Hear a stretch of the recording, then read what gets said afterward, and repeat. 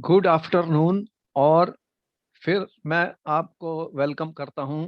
जो हमारा कोर्स चल रहा है स्टूडेंट, सैंपल पेपर सॉल्यूशन हम कर रहे हैं, सैंपल पेपर्स को सॉल्व कर रहे हैं।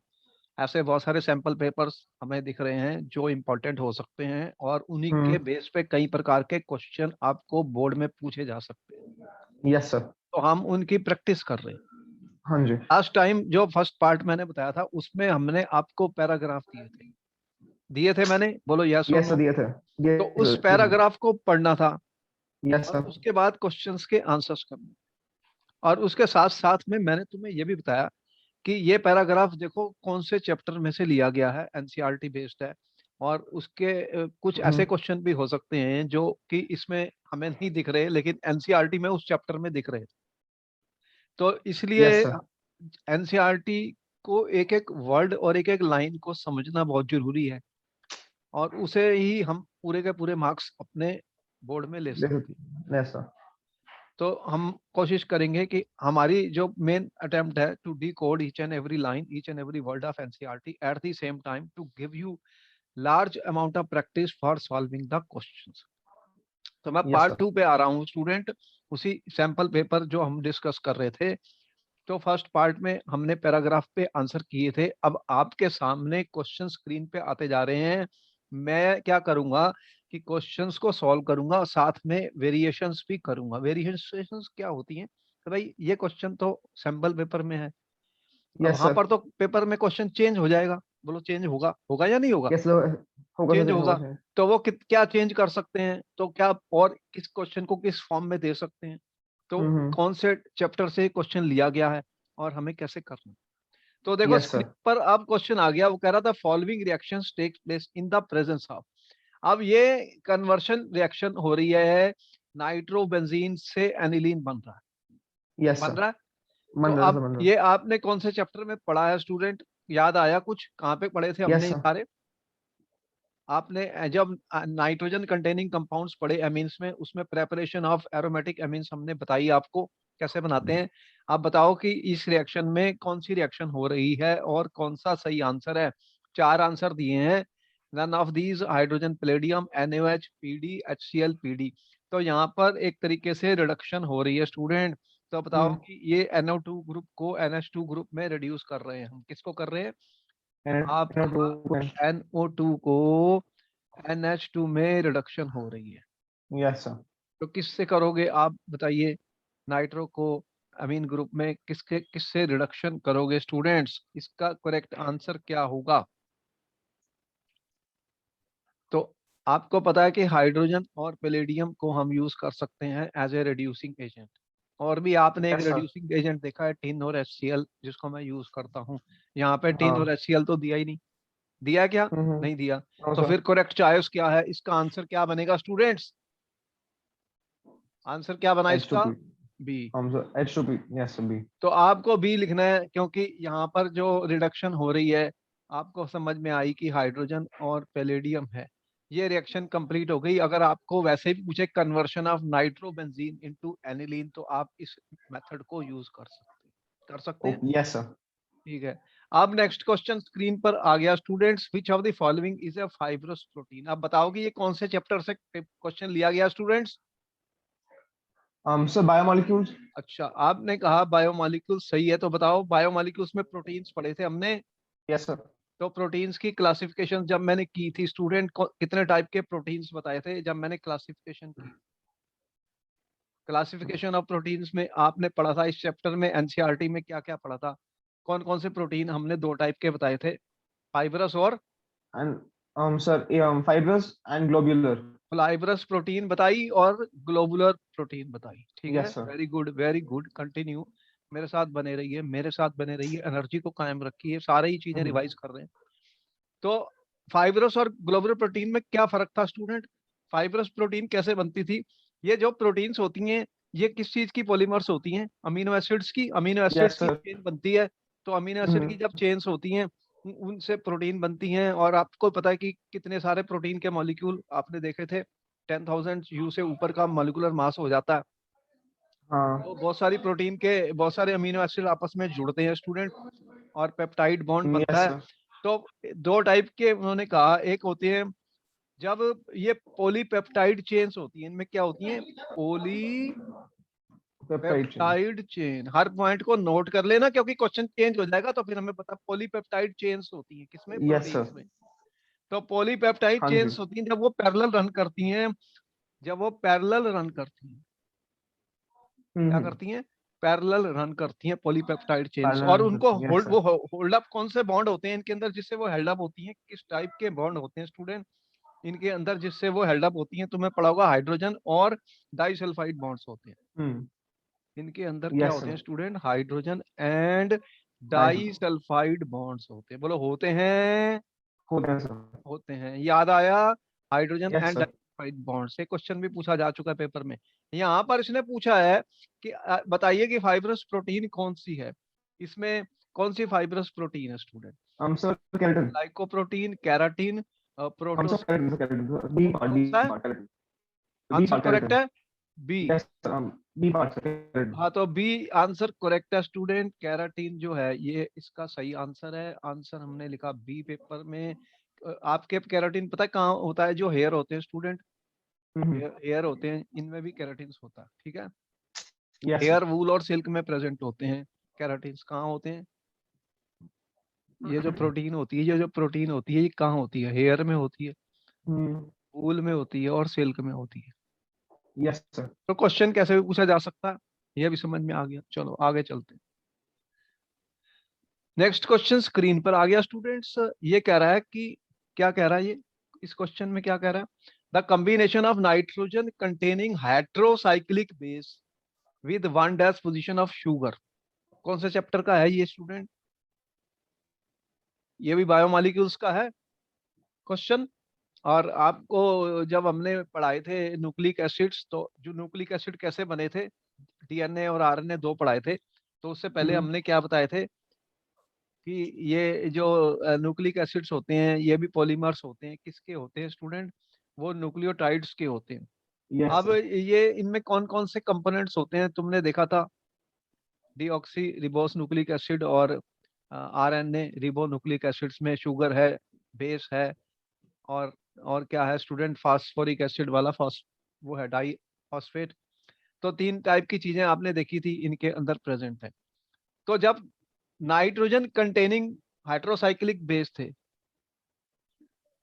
तो हाइड्रोसाइक्लिक बेस हमने तुम्हें बताए थे प्यूरिन्स और दो दो टाइप के।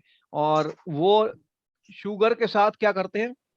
शुगर के साथ कंबाइन कर जाते हैं, तो उन्हें क्या बोलते हैं? उन्हें क्या बोलते हैं? What is the correct answer student? combination of nitrogen containing heterocyclic base with one dash position of sugar is known as sRNA hmm. nucleotide, mRNA nucleoside. Which is the correct answer student in this case? कौन से होते हैं वो? आपको nucleoside, मैंने कहा ये बहुत इंपॉर्टेंट है, डिफरेंस बिटवीन न्यूक्लियोसाइड और न्यूक्लियोटाइड का भी डिफरेंस बताया था स्टूडेंट। न्यूक्लियोसाइड और न्यूक्लियोटाइड में हमने आपको डिफरेंस बताया था, बहुत यस इंपॉर्टेंट सर। डिफरेंस है। क्या डिफरेंस होता है दोनों में? What is the difference between nucleoside and nucleotide? तुम्हें पता है कि इसके अंदर क्या क्या होता है? शुगर होती है, शुगर होती है और शुगर के साथ एक बेस होता है, और जब न्यूक्लियोसाइड से न्यूक्लियोटाइड है तो फास्फोरिक एसिड भी जुड़ जाता है। तो तीन हम्म। चीजें होती हैं, फास्फेट, शुगर और बेस। इसमें फास्फेट, शुगर और बेस होता है, और इसमें क्या होता है? न्यूक्लियोसाइड में शुगर और बेस होता है। इसमें क्या होता है? Yes sugar sir. और बेस होता है। जब शुगर और बेस आपस में मिल जाते हैं तो वो क्या बनाते हैं? न्यूक्लियोसाइड। और कौन से पोजीशन पर होता है? One dash. जो कार्बन था स्टूडेंट, उसके साथ में जब बेस जुड़ गया था तो वो क्या बना था? न्यूक्लियोसाइड। क्या बना था? न्यूक्लियोसाइड। और जब उसके यस साथ सर। फास्फोरिक एसिड भी जुड़ जाएगा तो वो न्यूक्लियोटाइड होता है। और यस सर। ये भी देखा था कि हमने ये जो कार्बन थे फिर उन्हें one dash, two dash, three dash इस तरह की पोजीशन दी थी स्टूडेंट्स। वो इसलिए हमने दी थी, क्यों दी थी हमने? क्योंकि इसलिए दी थी क्योंकि उस कार्बन जो है, हमारे कार्बन जो है स्टूडेंट, वो बेस में भी हैं और इसमें भी हैं। तो दोनों को यस सर। डिस्टिंग्विश करने के लिए हमने बनाया था आपको कुछ याद आया होगा स्टूडेंट, हमने ऐसे साइक्लिक स्ट्रक्चर बनाया था, क्योंकि वो जो हमारे रिबोस होते हैं और डीऑक्सी रिबोस न्यूक्लिक एसिड्स होते हैं, उनके बारे में आपको बताया था हमने कैसे कुछ दिख रहा था। ये साइक्लिक शुगर है हमारी स्टूडेंट, ये साइक्लिक शुगर हमने बनाई थी एच, और यहाँ पर Mm-hmm. हमारा ओ एच था, यहाँ पर हमारा ओ एच था स्टूडेंट, और यहाँ पर अगर मैं एच लिखूं तो ये CH2OH और OH था स्टूडेंट, और इसको वन डैश पोजीशन Yes, कहते हैं sir. स्टूडेंट कार्बन की। ये H हो गया, ये H हो गया, और यहाँ पे हमारा बेस था, ये Mm-hmm. बेस इसके साथ जुड़ा है वन डैश कार्बन के साथ स्टूडेंट। और न्यूक्लियोसाइड्स के जो कार्बन है हमने कैसे किए थे, 1 डैश, 2 डैश, 3 डैश, 4 डैश, इस तरह से ये 5 डैश। तो इनके हमने कार्बन के नंबर भी लिखे थे। इसको क्या बोलते हैं जो मैंने बनाया स्टूडेंट, अब याद आया कुछ, इसे क्या बोलते हैं, न्यूक्लियोस। ये टाइड नहीं है, ये साइड है। इसका आंसर, करेक्ट आंसर क्या है, डी। Mm-hmm. ये Yes, sir. हेट्रोसाइक्लिक बेस है जिसके साथ ये जुड़ते हैं 1 डैश पे, तो इसको हम क्या बोलते हैं, न्यूक्लियोसाइड। इसके साथ जब मैं स्टूडेंट्स जोड़ दूंगा, इसके साथ में जब मैं फॉस्फेट ग्रुप को जोड़ दूंगा स्टूडेंट, तो फिर वो बन जाएगा न्यूक्लियोटाइड। इसमें क्या होता है, इसमें डाई फास्फो एस्टर लिंकेज होती है, आपको पता है। Phospho ester di ester linkage होती है, फास्फो डाई एस्टर लिंकेज होती है। तो इसके साथ जब मैं वो फास्फेट का ग्रुप जोड़ दूंगा तो फिर न्यूक्लियोटाइड बन जाएगा। तो डिफरेंस Yes, sir. इंपॉर्टेंट है, इंपॉर्टेंट क्वेश्चन है, इसका आंसर डी है। Yes, sir.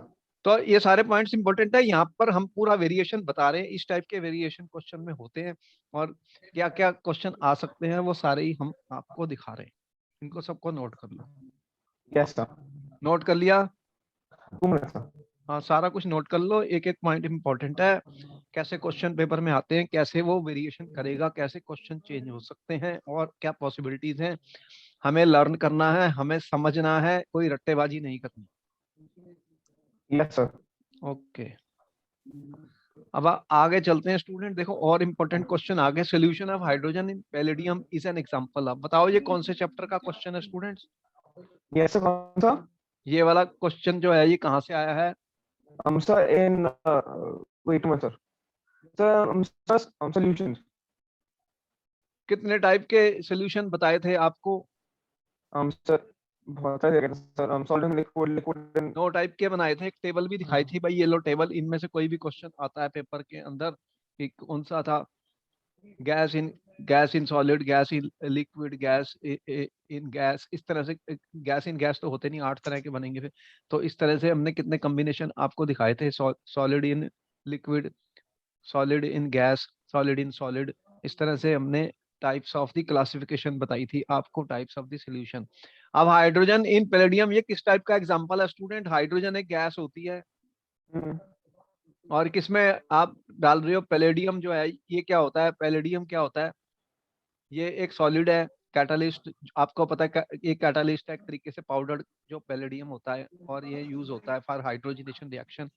तो फिर इसका करेक्ट आंसर क्या है स्टूडेंट, किस टाइप का है ये सोल्यूशन, कौन सा है चारों में से? गैस इन सॉलिड ही तो है, और तो कुछ है नहीं फिर yes, ये, sir, solid. Gas in solid है। तो इसका करेक्ट आंसर डी है, इसका करेक्ट आंसर डी है। देखो इस तरह के क्वेश्चन वो पेपर में देते हैं स्टूडेंट्स, ठीक है। करेक्ट आंसर क्या निकाला हमने, डी।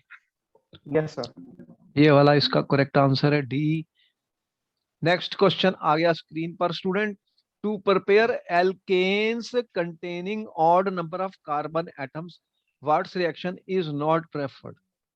Mm-hmm. व्हाट्स रिएक्शन क्या थी, हमने ऑर्गेनिक केमिस्ट्री में पढ़ी थी व्हाट्स रिएक्शन स्टूडेंट, याद आया कुछ, पढ़ी थी हमने, इसको अपलोड भी Yes, किया sir. यूट्यूब में। ये नेम रिएक्शन है, इंपॉर्टेंट है। What's reaction student, what's reaction Sir, क्या थी? जब एल्काइल हैलाइड्स को हमने सोडियम के साथ रिएक्ट किया था, yes, sir. तो क्या बना था, RR और NX, Yes, sir. ठीक है। तो हमने इसमें क्या यूज किया था, वो ड्राई एसीटोन या ड्राई ईथर, ऐसे कुछ सॉल्वेंट यूज किया था। तो ये रिएक्शन कौन सी होती है? Words reaction. बोलो ये सही है या गलत है? ठीक है, सही है सर। तो इसको हमने ड्राई ईथर में डाला था तो ये बन गया था।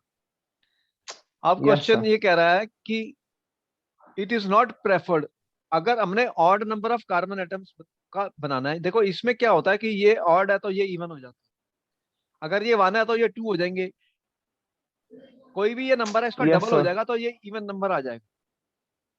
ये जो कार्बन बन रहे हैं हमारे, ये इवन नंबर में आ जाएंगे। आपने अगर 3 कार्बन वाला लिया तो 6 बन गया, अगर 4 वाले लिया तो 8 बन गया। तो ये आपस हम्म। में कार्बन कार्बन बॉन्ड बन रहा है। कौन सा बॉन्ड बन रहा है? Carbon carbon. और नंबर, ये number hmm. Of carbon double हो गए हैं। तो फिर ये कह रहा है ये क्यों नहीं प्रेफर होगी अगर आपने ऑड नंबर वाला बनाना है? क्या लिखा है? Lot of reaction mixture goes wasted. ये भी सही नहीं है, ये भी सही नहीं है। Yes sir. A mixture of 3 different alkyl has to be use. Three three थोड़ी यूज करेंगे फिर इसके अंदर, हम्म। अगर ऑड नंबर है तो 3 थोड़ी 2 यूज करेंगे, ये भी गलत है। ए मिक्सचर ऑफ 4 डिफरेंट, ये भी नहीं है। तो फिर सही आंसर क्या है? 2। हाँ, 2 अलग से यूज करने पड़ेंगे तब बनेंगे। मतलब yes C D part, yes sir. एक आर एक्स यूज डिफरेंट करूंगा आफ्टर और डिफरेंट एक after use. X R dash use करूंगा, तब जाके ऐसा हम्म। बनेगा। Yes sir. जैसे कि अगर मैंने ये CH3CH2Br ले लिया, ये तो अगर मैंने ऑड नंबर वाला बनाना है तो मैंने यहाँ पे CH3Br यूज कर दिया। अब क्या होगा अगर मैंने सोडियम डाला स्टूडेंट? तो ये तो बाहर चले जाएंगे। अब इसमें आपको दिख रहा है अगर ड्राई ईथर की प्रेजेंस में क्या बन रहा है? CH3CH2CH3। तो 2 डिफरेंट हमें यूज करने पड़ेंगे। ये वाला सही आंसर है, आंसर डी सही है, करेक्ट है। We will have to yes sir. Use mixture of 2 different alkyl hydrides. बात समझ में आई? Yes sir. देखो हमें रिएक्शन समझ में आनी चाहिए और क्वेश्चन को ध्यान से पढ़ना है कि क्वेश्चन की डिमांड क्या है, और जो मोस्ट अप्रोप्रिएट आंसर है उसे ही हम टिक मार्क करेंगे, उसे ही हम मानेंगे। तो इसका आंसर आपने पेपर में क्या लिखा? डी बस। आपको ये तो अपने लिए किया मैंने, पेपर में थोड़ी दिखा रहा हूँ। पेपर में तो मुझे सिर्फ आंसर ही लिखना है इस ऐसे केसेस में, और कुछ भी नहीं लिखना। Yes sir. एक्सप्लेनेशन मांगा नहीं तो हमें देना नहीं। 1 नंबर का क्वेश्चन है, समझ में आई? Yes sir. तो हमें कुछ भी नहीं लिखना, आंसर लिखना। लेकिन अगर आंसर कैसे लिखूंगा? मैं गेस थोड़ी कर सकता हूँ। हम्म। जो स्टूडेंट गेस कर रहे हैं वो आंसर गलत निकलेंगे। आप यस बात सर। को समझ गए? आप पेपर में गैस नहीं करेंगे, यस सर। क्वेश्चन को सॉल्व करेंगे और पूरा उसको करेंगे अटेम्प्ट, ऐसे नहीं। ओके। क्योंकि बहुत सारे स्टूडेंट्स ये सोच रहे हैं कि वो पेपर में गैस करके पास हो जाएंगे, ऐसा नहीं होगा। कहाँ से नहीं हो पाएगा ऐसा। हाँ, इसीलिए पेपर ये क्वेश्चन समझ में नहीं आएगा तो आंसर क्या लिखूंगा मैं?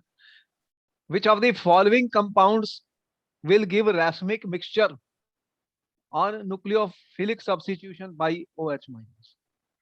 Yes sir. बताओ कि ये कौन से चैप्टर से लिया गया? स्टूडेंट्स आपको याद आया कुछ? कौन सी रिएक्शन की बात कर रहा हूं मैं? आपने कौन से चैप्टर में पढ़े थे न्यूक्लियोफिलिक सब्स्टिट्यूशन रिएक्शन? पढ़ी थी? यस सर, पढ़ी थी। कौन से चैप्टर में पढ़ी थी स्टूडेंट्स? um, एक पढ़ा था SN2 और एक मिनट पढ़ा सर, था देखो। SN1। तो हेलो एल्केन्स में पढ़ी थी। हाँ, hello sir, yes sir. Halo alkanes और हेलो एरीन्स के चैप्टर में हमने ये पढ़ा था न्यूक्लियोफिलिक सब्स्टिट्यूशन रिएक्शन होती है।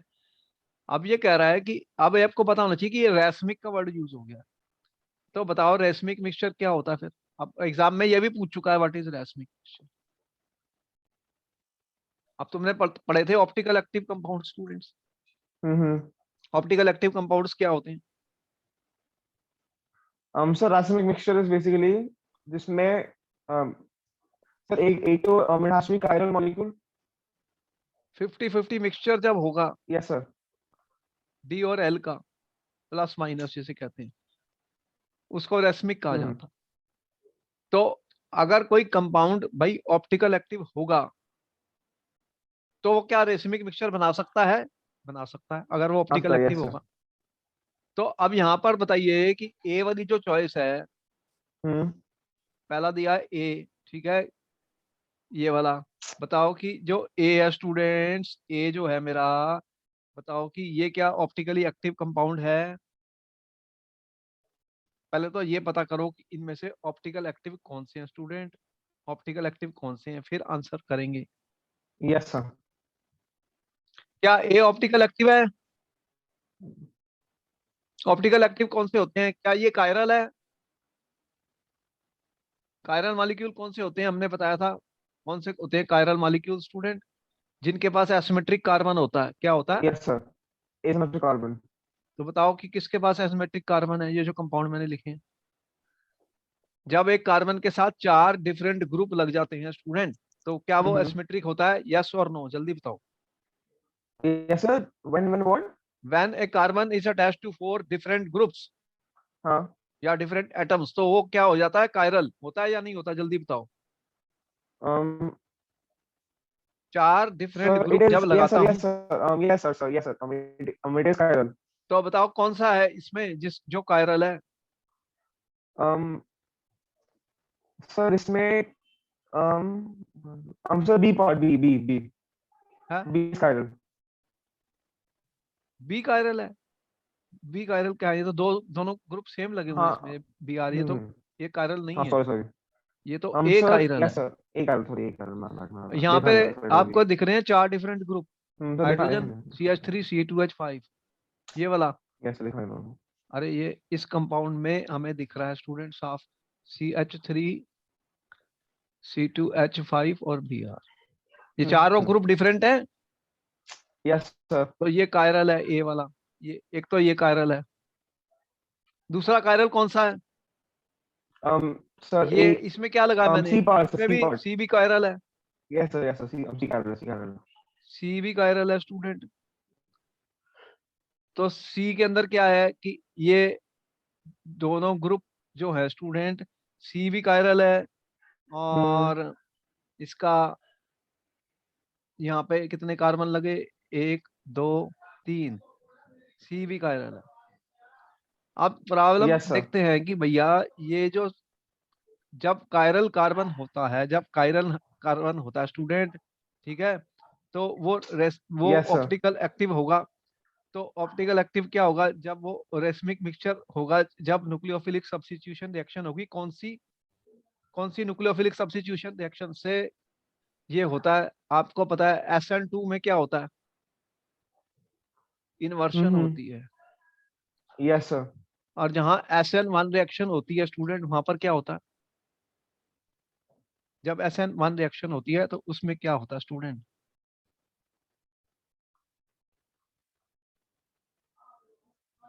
का क्या होता है स्टूडेंट?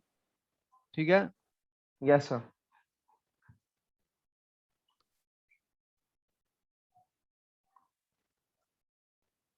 तो फिर इसमें से कौन सा बनेगा स्टूडेंट?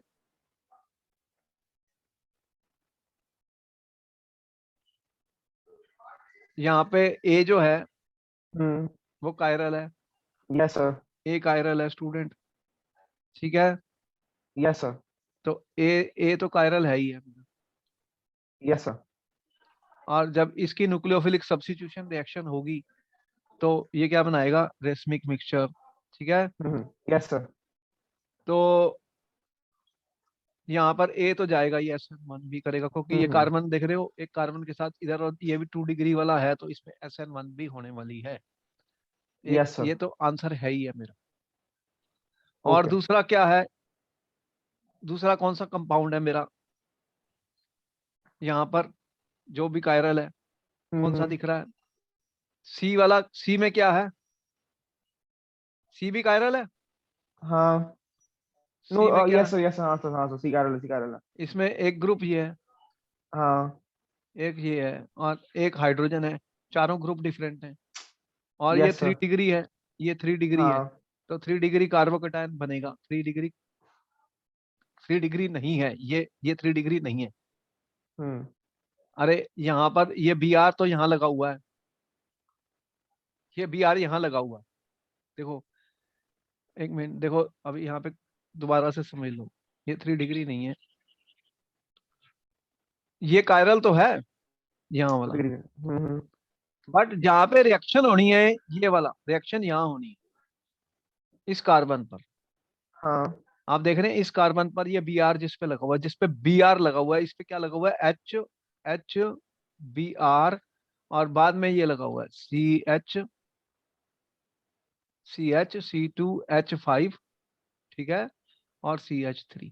तो यस रिएक्शन सर। सारी कहाँ होनी है, अब आपको समझ में आई मैंने क्यों ऐसा लिखा। देखो अब ये क्वेश्चन का आंसर क्लियर हो गया स्टूडेंट तुम्हें। देखो सोचना, बिना सोचे समझे मैं करूंगा मेरा सारा गलत हो जाएगा।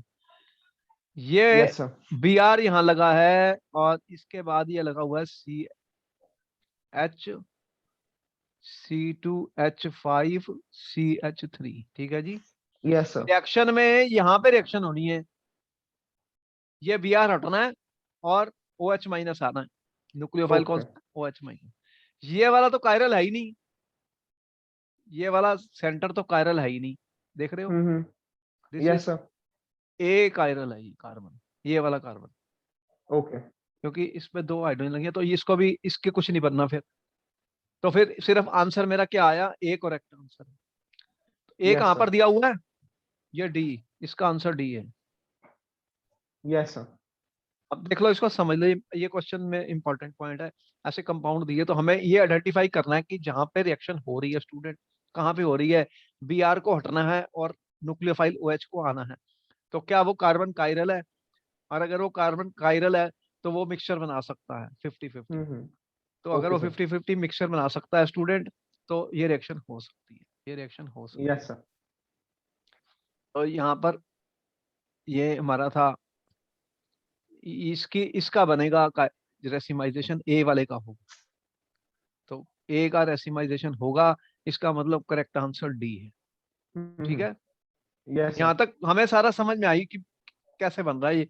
जो रेसमिक मिक्सचर होता है वो इसे 50% of dextro and 50% of levo, 50% plus और 50% माइनस होता है।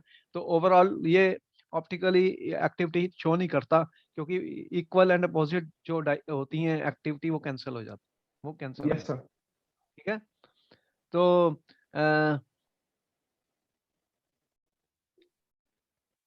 चलो यहाँ पर भी हो गया हमारा। Yes sir. नेक्स्ट क्वेश्चन पर आ गए स्टूडेंट्स। क्या कह रहा है, direct nitration of aniline yields a mixture of significant amount of meta derivative to obtain more para derivative, one और more of the below can be done. देखो yes तुमने सर। जब पढ़ी थी नाइट्रोजन कंटेनिंग कंपाउंड्स, एनिलीन जब पढ़े थे, तुम्हें पता था कि अगर एनिलीन है स्टूडेंट, ये मेरा एनिलीन है, एक तुम्हें रिएक्शन बताई थी कि अगर इसकी हम नाइट्रेशन कर देते हैं, अगर इसकी नाइट्रेशन करते हैं स्टूडेंट, नाइट्रेशन, यस सर। तो इसमें क्या होता है कि वैसे तो ये ऑर्थो पैरा डायरेक्टिंग है, लेकिन जब आप एसिड डाल देते हो तो NH3 आयन बन जाता है H प्लस से। देखो ये है H प्लस से, ये क्या बनाएगा, एनिलीनियम आयन। ये H प्लस इसके साथ जुड़ जाएगा तो एनिलीनियम आयन बन जाएगा। और ये वाला जो ग्रुप है ये मेटा डायरेक्टिंग है, ये मेटा डायरेक्टिंग यस है। सर। तो ये ग्रुप क्या बनाएगा, ये मेटा डायरेक्टिंग है। तो इसके कारण क्या होगा कि एक ये मेटा भी बनेगा, और ऑर्थो और पैरा भी बनते ही हैं, और ये भी बनता है पैरा, आपको पता है ये प्रोडक्ट पूछे जा चुके हैं पेपर में। और ऑर्थो भी बनता है स्मॉल अमाउंट, तीन तीन बन गए प्रोडक्ट। ये भी बनता है, ठीक है, सिग्निफिकेंट अमाउंट में बनता है मेटा, ये वाला मेटा। तो ये भी सिग्निफिकेंट अमाउंट में बनता है स्टूडेंट, रिएक्शन याद में आई, ये मेटा भी सिग्निफिकेंट बनता है। Yes sir. तो इसके लिए हम क्या करें कि ये इसको कैसे करें। देखो डायरेक्ट नाइट्रेशन से मेटा भी बनेगा, ठीक है, तो एनिलीनियम आयन बन जाता है, जिसके कारण वो मेटा नाइट्रो बनाता है। और इसको प्रिवेंट करने के लिए, ठीक है, क्या करते हैं फिर, क्या करते हैं हम कि इस ग्रुप को हम क्या करते हैं, एक तरीके से प्रोटेक्ट करते हैं। आपको इस रिएक्शन, पहले मैंने भी ऐसी रिएक्शन और भी बताई है। तो इसके अंदर क्या करते हैं कि अगर मैंने एसिटिक एनहाइड्राइड डाल दिया, तो ये प्रोटेक्ट हो गया, क्या बन गया, NHCOCH3। अब ये प्रोटेक्ट हो गया, ठीक है। तो अब Yes, sir. इसकी अगर मैं नाइट्रेशन कर दूंगा और फिर उसकी हाइड्रोलिसिस कर दूंगा तो फिर मेन प्रोडक्ट क्या होगा? अब इसकी मैंने नाइट्रेशन कर दी स्टूडेंट, अब इसकी अगर मैंने नाइट्रेशन कर दी स्टूडेंट तो अब क्या बनना है? Major product. अब ये बनेगा स्टूडेंट्स पैरा मेजर प्रोडक्ट, ये इसका मेजर प्रोडक्ट है और इसको मैं फिर एसिड से रिएक्ट कर देता हूँ, ठीक है? तो अब क्या होगा? Yes, sir. ठीक है, इसका मैं हाइड्रोलिसिस कर देता हूँ, तो अब क्या बनेगा फिर? अब ये बन जाएगा वापस NH2NO2 मेजर प्रोडक्ट। तो फिर करेक्ट आंसर कौन सा है स्टूडेंट, जल्दी से बताओ। Para nitro can be done reacting with acetic anhydride increasing the temperature, गलत। Controlling the nitration, all of this नहीं, तो ये इससे रिएक्ट करूंगा, ए आंसर सही है। क्या करूंगा, कौन सा आंसर सही है स्टूडेंट? ए। समझ में Yes, आया? yes, sir. Yes, sir. समझ में आया स्टूडेंट कौन सा आंसर सही? Mm-hmm. अब आगे क्या कह रहा है? Arrange the following compounds in order of increasing boiling points. देखो बॉइलिंग पॉइंट के ऊपर क्वेश्चन पूछे जाते हैं पेपर में, कोई भी पेपर आएगा ना उसमें वो पूछेगा बॉइलिंग पॉइंट किस बेसिस पे डिपेंड करता है, इसके ऊपर हमने तुम्हें ऑलरेडी बताया। भाई अल्कोहल्स होते हैं उसमें जो हाइड्रोजन बॉन्ड फॉर्म हो जाती है तो बॉइलिंग पॉइंट बढ़ जाता है। अल्कोहल का बॉइलिंग पॉइंट ज्यादा होगा जिसमें ऑक्सीजन है, Mm-hmm. और ऑक्सीजन से कम इलेक्ट्रॉनेगेटिविटी नाइट्रोजन की है अगर वो हाइड्रोजन बॉन्ड फॉर्म कर रहे हैं। और जिनमें हाइड्रोजन बॉन्ड फॉर्म नहीं होते फिर उनमें क्या होगा, उनका बॉइलिंग पॉइंट कम हो जाता है। तो इसमें कौन कौन से कंपाउंड दिए हैं हमें Mm-hmm. जरा ध्यान से दिखें और उसका आंसर करना है। Arrange the following compounds Yes, in sir. Order of increasing में करना है बॉइलिंग पॉइंट्स। एक तो मेरे को ये दिया हुआ है, ये तो अमीन है, लेकिन कौन सी अमीन है ये? 1 डिग्री, 2 डिग्री, 3 डिग्री, कौन सी है ये? देख रहे हो, ये 2 डिग्री Mm-hmm. अमीन है, ये वाला। और ये तो ईथर है, और ये 3 डिग्री अमीन है, Yes, sir. और ये अल्कोहल है स्टूडेंट। तो बताओ चार चॉइसेस में से कौन सा आंसर सही है स्टूडेंट, कौन सा आंसर सही है?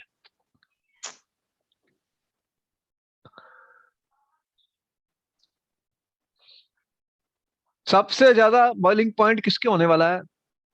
अल्कोहल का। Obviously, yes, obviously, sir.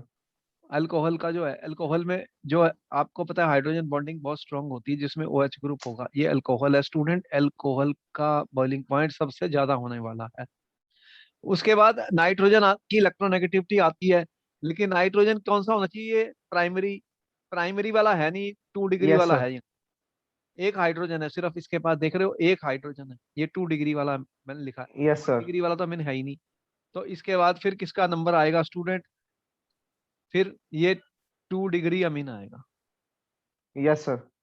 क्योंकि नाइट्रोजन की फिर इलेक्ट्रोनेगेटिविटी यहाँ पे फिर ईथर आया, फिर कौन सा आया? ईथर। ईथर पे बस हाइड्रोजन बॉन्ड नहीं है, सिर्फ डाइपोल डाइपोल फोर्सेस Mm-hmm. है, ईथर। तो फिर यहाँ पर ये ईथर आ गया।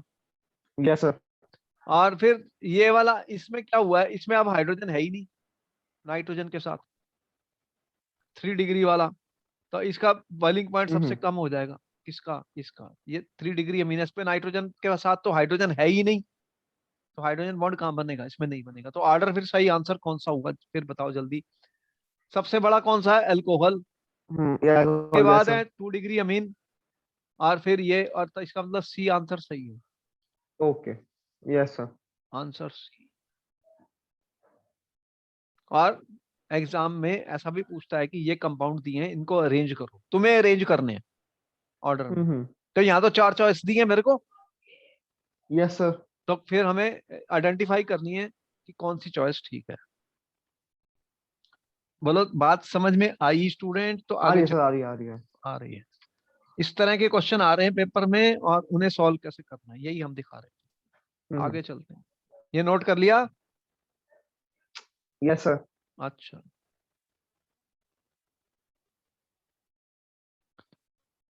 अब ये कह रहा है student, which of the following is a homoleptic complex. अब which of the following is a homoleptic complex student बताओ कि तुमने ये कौन से चैप्टर से हमने कोऑर्डिनेशन कंपाउंड्स पढ़े थे? हम्म। कुछ याद आया उसमें हमने क्या बताया था? कॉम्प्लेक्स किस टाइप के होते हैं? दो टाइप के, एक यस सर। हेटेरोलेप्टिक और दूसरा होमोलेप्टिक। दोनों में क्या फर्क होता है student?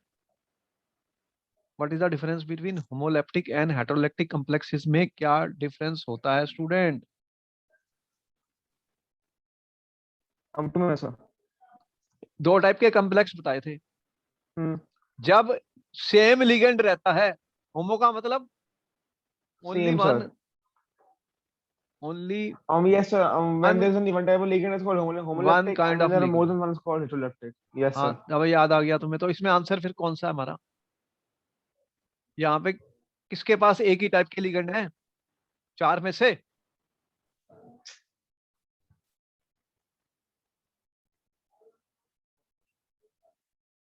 Which has only one type of ligand. ये चार दिए हुए मेरे को कॉम्प्लेक्स A1 2 3 4। बताओ कि किसके पास एक ही टाइप के लिगेंड है स्टूडेंट्स? 2 minutes sir.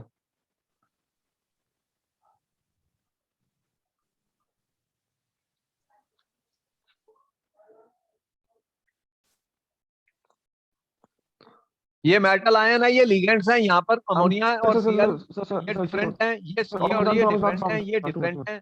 तो इसमें एक ही है Yes sir. सिर्फ जिसके पास सेम है सारा लिगेंड, हाँ। अमोनिया। ये जो लास्ट डी है, टेट्रा अमीन कॉपर आयन जो दिख रहा है मुझे, इसमें सिर्फ अमोनिया लिगेंड है। इसमें सिर्फ एक ही टाइप का लिगेंड है, एक ही वन लिगेंड यूज हुआ है, only one kind of ligand use हुआ है। किसमें? ये अमोनिया यूज हुआ है सिर्फ। कौन सा लिगेंड यूज हुआ है? NH3। Yes sir. इसके अलावा कोई और लिगेंड है यहाँ? नहीं, इनमें तो दो हैं, डिफरेंट है दोनों। ये भी डिफरेंट है, ये डिफरेंट है। तो ये तो आंसर हमारा क्या है? डी है। समझ में आ गया? Yes sir. ये हेटेरोलेप्टिक है, ये भी हेटेरोलेप्टिक है, ये भी हेटेरो, क्योंकि एक से ज्यादा टाइप के लिगेंड जब होते हैं तो हेटेरोलेप्टिक कहलाते हैं, हेटेरोलेप्टिक कहलाते हैं। अब ये कह रहा है कि देखो ये कलर्ड होते हैं। ट्रांजिशन मेटल आयंस के बारे में तुमने पता किया था जब तुमने पढ़ी थी क्रिस्टल फील्ड थ्योरी। तो उसमें उसने कहा कि ये कंपाउंड जो होते हैं ये कलर्ड होते हैं क्योंकि डी ट्रांजिशन होती है। Colour is due to d transition. आपने पढ़ा था कलर ऑफ ट्रांजिशन एलिमेंट्स क्यों होता है? होता है Yes sir. क्यों होता है students? Colour of transition elements is due to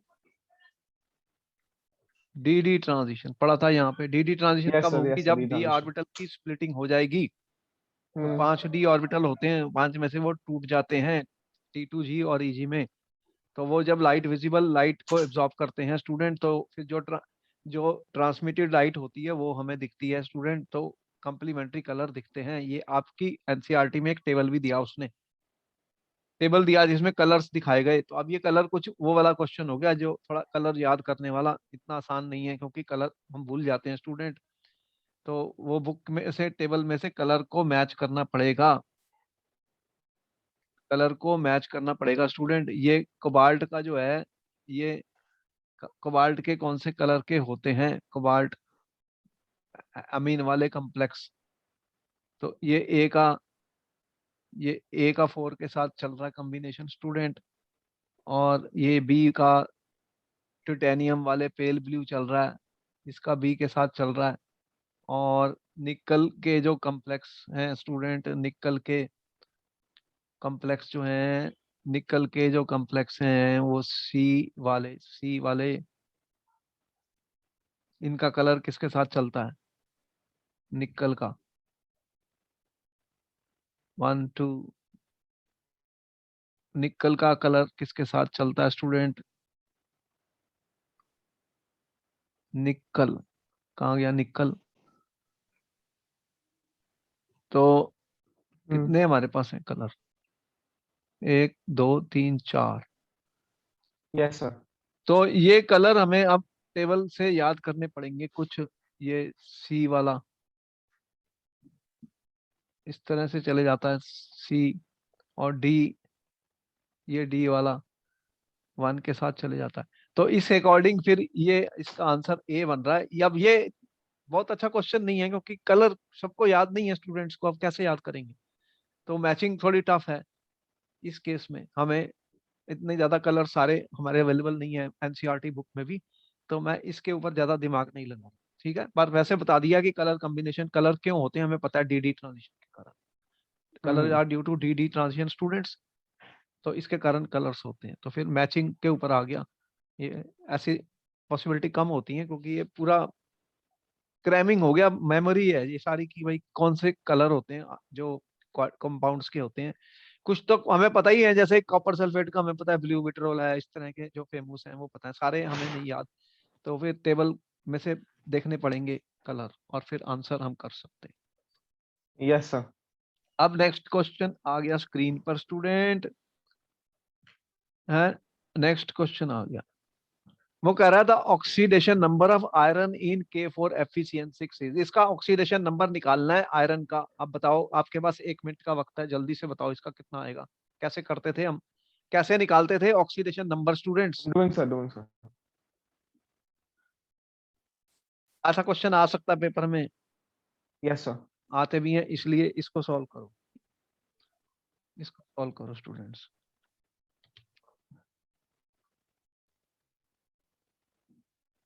doing sir.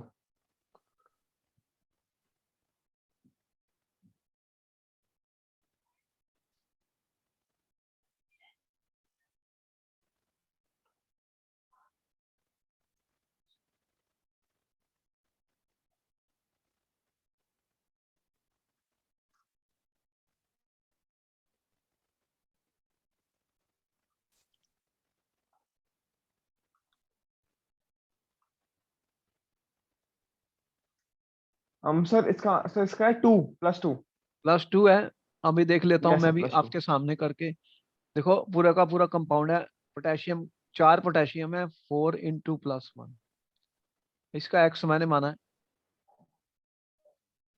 और साइनाइड कितने लिगेंड जो होते हैं, CN- का कितना चार्ज होता है लिगेंड का, कितना होता है एक साइनाइड का?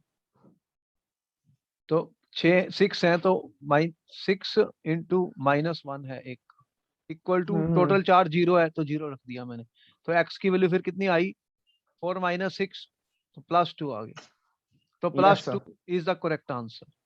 तो इसका आंसर हमने बोर्ड में क्या लिखा, 2, डी आंसर। ठीक है, आपने यस करके सर। देख लिया, मैं ऐसे तो नहीं बता सकता विदाउट डूइंग कितना आएगा।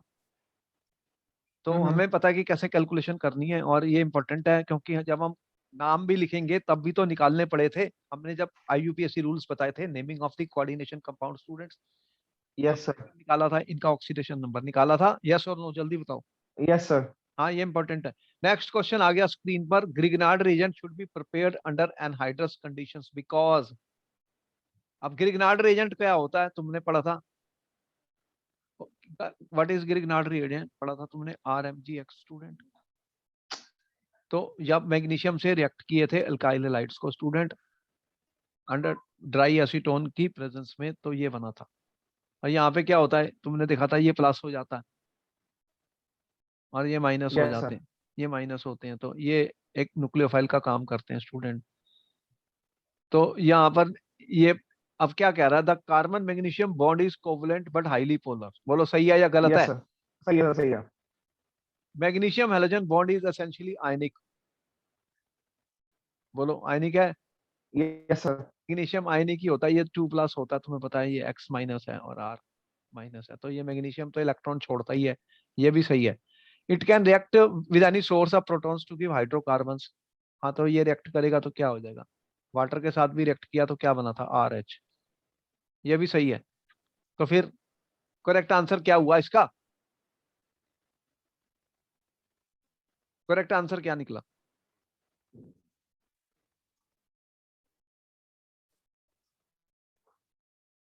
चारों में से करेक्ट आंसर कौन सा है? 2 minutes sir. I can see. Yes sir. These all of these. All of this, D answer correct है। तो एग्जाम में क्या लिखा हमने, आंसर डी। ठीक Yes है, sir. हमें रिएक्शन आती है तभी तो लिख सकते हैं, याद थोड़ी कर रहे हैं कुछ। जो रिएक्शन हमने पढ़ी थी सारी, जो हमने स्टडी कर ली, तभी हम बता सकते हैं आंसर। ठीक, नेक्स्ट क्वेश्चन आ हम्म। गया, the correct order of packing efficiency in different type of unit cell. देखो यूनिट सेल में हमने पैकिंग एफिशिएंसी निकाली थी, बोलो निकाली थी, यस और नो? यस सर, निकाली थी सर। कितनी कितनी निकाली थी? सर एफसीसी की 52%, निकाली थी, 68% और 74%।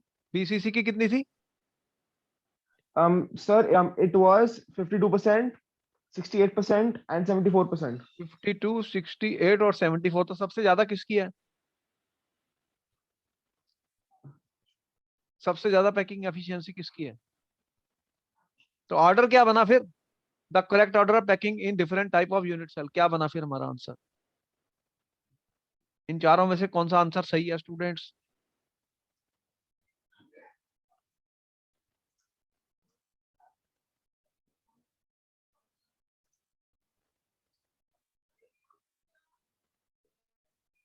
सर इनमें सही है।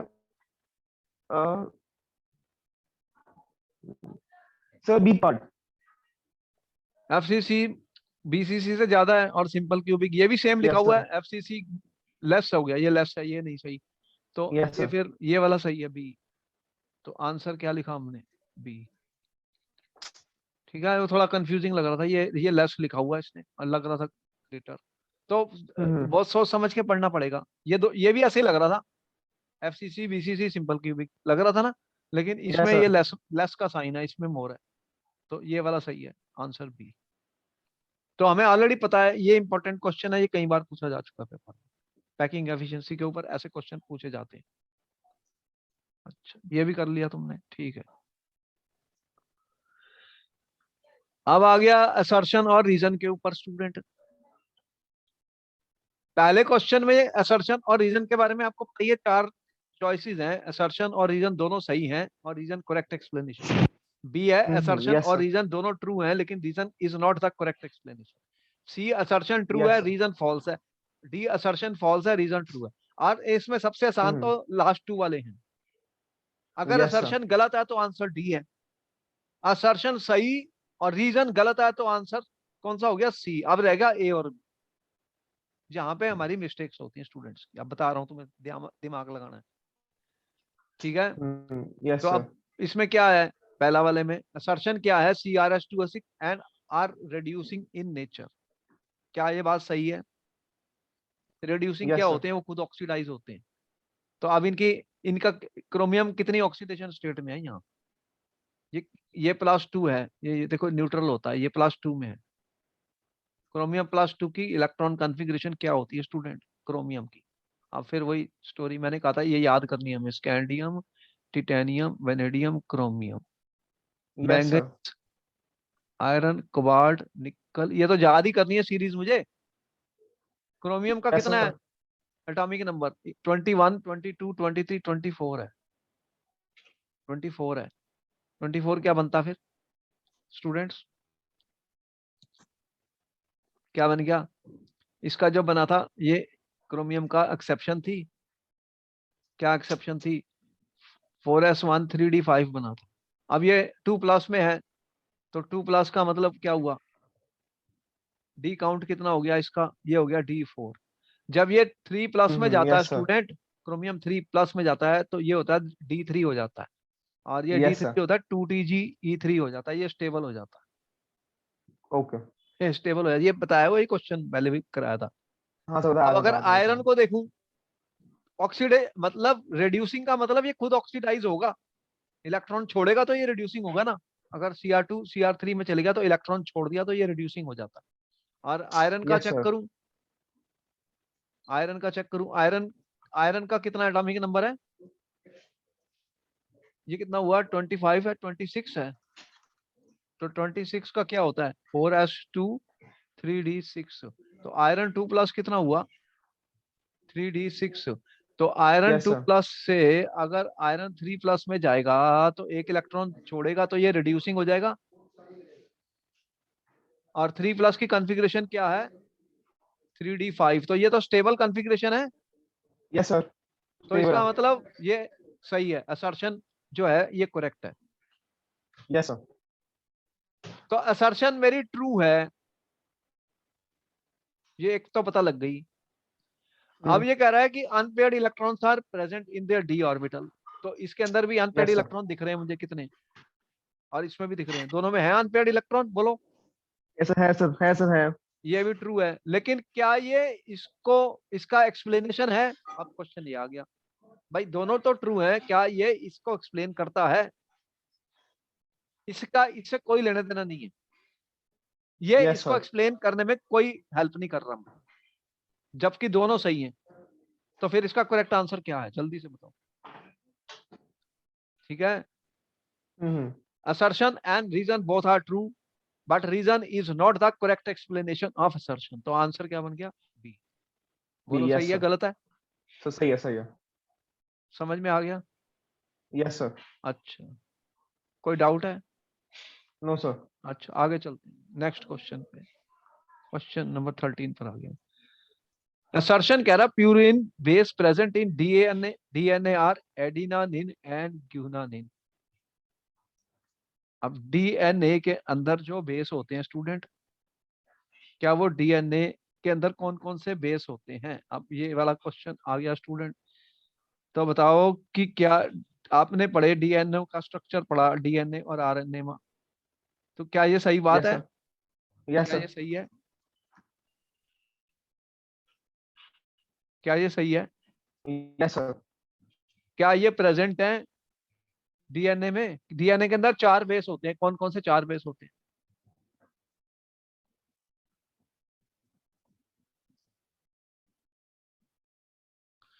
डीएनए के अंदर 4 बेसिस आपको बताए गए हैं, यस सर। और आरएनए में भी 4 बेसिस होते हैं, सिर्फ एक डिफरेंट होता दोनों में से। हम्म।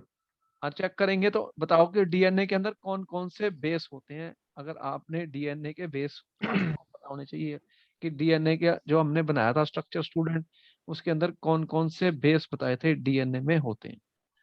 Yes sir. क्या क्या था डीएनए में? एडिनानिन था, ग्यूनान था, सिटोसिन था, थाइमिन था। Yes sir. तो ये दोनों ही हैं डीएनए में, ये ट्रू है, बोलो ये ट्रू है। हम्म। अब सेकंड कह रहा था base thymine is present in RNA, yes sir. Where uracil is present in DNA. बोलो ये बात सही है? ये तो सही है। सही नहीं है ये स्टेटमेंट सही नहीं है स्टूडेंट। यूरासिल आरएनए में होता है, डीएनए में नहीं होता।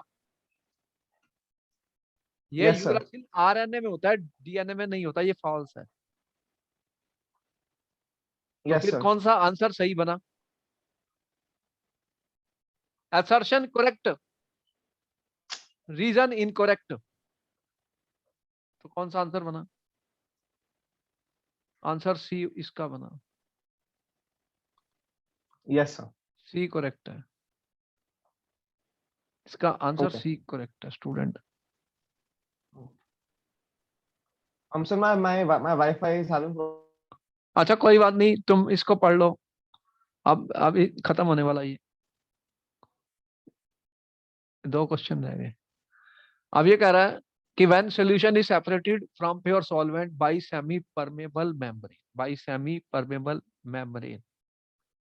ठीक है, when solution is separated from pure solvent by semi permeable, the solvent molecules pass through from pure solvent side to solution side। बोलो ये सही है?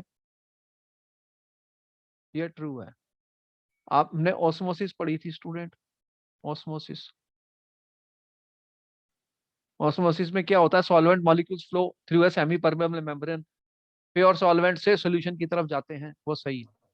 Diffusion of yes sir. Solvent occurs from region of high concentration solution to region of low concentration, ये गलत है। This is not true student, this is not correct. ठीक है, ये स्टेटमेंट फॉल्स है, यस सर। क्योंकि वो कहां से जाता है? From low concentration to hire concentration, solvent move करता है। Yes solvent sir. की ऑस्मोसिस कहां से होती है? लो कंसेंट्रेशन सॉल्वेंट की ऑस्मोसिस होती है स्टूडेंट। तो लो कंसेंट्रेशन से कहां जाता है? हाई कंसेंट्रेशन पर। यस और सर। यहाँ पे होती है सेमी परमेबल मेम्ब्रेन, इस यहाँ से निकलता है सॉल्वेंट। यही दिखाया था हमने, यस सर। ये दिखाया था ऐसे स्टूडेंट। ये हाई कंसंट्रेशन वाला सोल्यूशन है, ये लो है, तो लो कंसंट्रेशन से सॉल्वेंट के मॉलिक्यूल हाई तरफ जाएंगे, ये सेमी परमेबल मेम्ब्रेन है एसपीएम। तो ये Yes वाली sir. फॉल्स है, तो आंसर क्या बना फिर? Assertion correct, reason wrong. Yes sir. C answer correct है, सी आंसर करेक्ट है स्टूडेंट। Next question hmm. पर आ गए। Cooking time in pressure cooker is reduced, क्या ये बात सही है? Yes sir. ठीक है। Yes sir. Boiling point in the pressure cooker is raised, boiling point अब क्या कह रहा है? Boiling point is raised student, क्या कह रहा है ये? बोलो। ये भी करेक्ट है,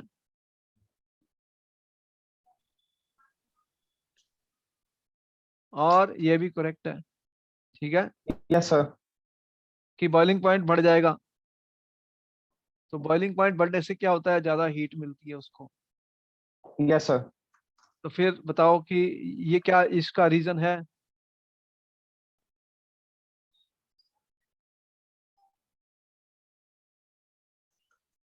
ये भी करेक्ट है।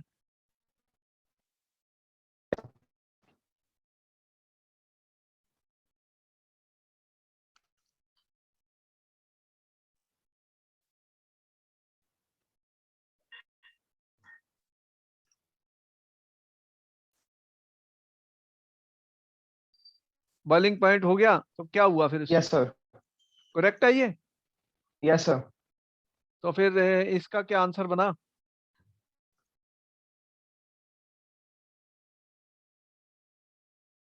तो ज्यादा हीट उसमें चले जाएगी, तो ये फिर इसका आंसर बन गया ए स्टूडेंट। अब नेक्स्ट पर आते हैं।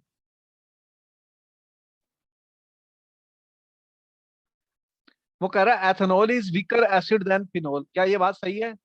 Yes sir. ये ट्रू है, क्योंकि फिनॉल की एसिडिटी ज्यादा होती है। Sodium ethoxide can not be prepared by the reaction of ethanol with aqueous NaOH, Yes sir. ये वाला बात सही है क्या? सही है सर। क्या सही है? ये कैसे सही है? सोडियम एक ethoxide minute. Can not be prepared,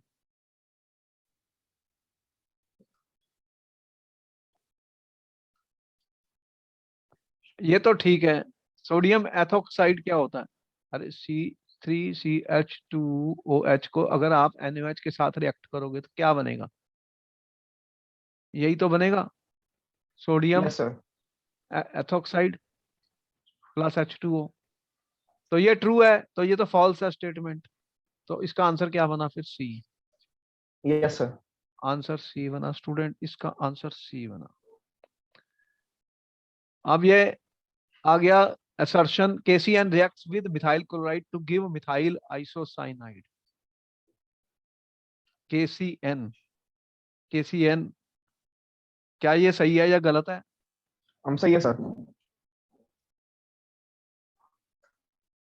ये रिएक्शन क्या बनता है जल्दी से बताओ? KCN आयनिक होता है स्टूडेंट, तो क्या बनाता है? तो ये सही कहाँ हुई फिर? ये तो आइसोसाइनाइड थोड़ा बना है, मिथाइल साइनाइड बना है। क्या है ये? Methyl cyanide. ये मिथाइल आइसोसाइनाइड कह रहा है, तो फॉल्स है। ओके। अब एक चीज बताई थी, अगर ये फॉल्स है तो बस, तो फिर आगे पढ़ने की जरूरत ही नहीं पड़ेगी मुझे, क्योंकि इसका आंसर फिर डी होगा। बताया था आपको ट्रिक। Yes sir. जब ये फॉल्स है तो आंसर डी है, अगर चेक करना चाहो तो कर लो, क्योंकि KCN रिएक्ट्स विद मिथाइल ये गलत है, CN is an ambidentate nucleophile ये करेक्ट है। तो फिर आंसर कौन सा बना? Assertion correct, reason wrong. तो आंसर डी बना। आंसर मैंने डी बना स्टूडेंट। बात बोलो, बात समझ में आई? Yes sir. तो यस सर। आज हमने काफी इंपॉर्टेंट क्वेश्चन किए और आपको बताया कि किस तरह के बोर्ड के अंदर अटेम्प्ट करने हैं, और फिर हम आगे चलेंगे नेक्स्ट डे, और फिर और इसी तरह के क्वेश्चन करते रहेंगे, और हम बहुत सारे क्वेश्चन पेपर्स को सॉल्व करेंगे, जिससे हमारा सारा का सारा कोर्स भी रिवाइज होता रहेगा। तो अब आज की क्लास खत्म, फिर मैं मिलता हूँ कल तुम्हें। कल कितने बजे क्लास लेनी है? Sir tomorrow I already have two tuitions sir, so you can take it after tomorrow. अच्छा ठीक है, फिर डे आफ्टर टुमारो होगी क्लास, कल नहीं होगी। Okay then, bye bye. फिर मैं मिलता हूँ आपको next. Thank you sir. Okay.